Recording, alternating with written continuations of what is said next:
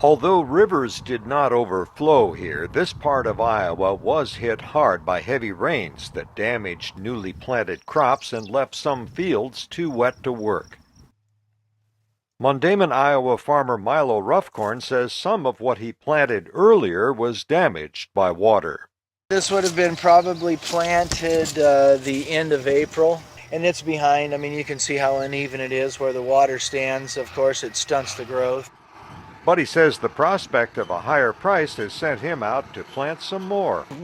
I hope it's not a false optimism, but yeah, there's more incentive, I must admit, with the price of the grain. Neighboring farmer Larry King says profits from higher prices may be limited by higher input costs. Fertilizer's gone up, fuel has gone up. He says replanting this late in the season will also limit his yield per section of land. I'll probably get 25 to 30, 35 bushel planting around this July 1 compared to 45 to 65 bushel. Another factor in rising prices is the use of corn for ethanol. Even before the recent floods, rising corn prices had caused livestock feed to jump in price.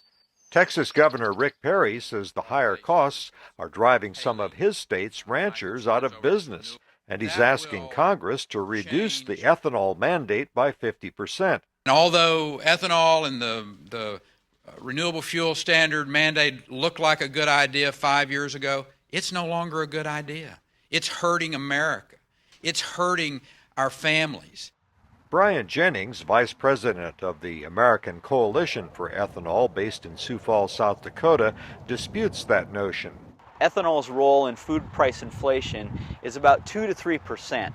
That means about 97% of the food price problem we have today is something other than biofuels. Jennings says the higher cost of oil is the main culprit. He says it's too soon to say if a shortage of corn caused by the floods will affect ethanol producers. It's something we're watching very carefully. No one can control Mother Nature, of course. Hurricanes and flooding wreaked havoc for the oil industry, in 2005. No one knows more about the whims of nature than farmers.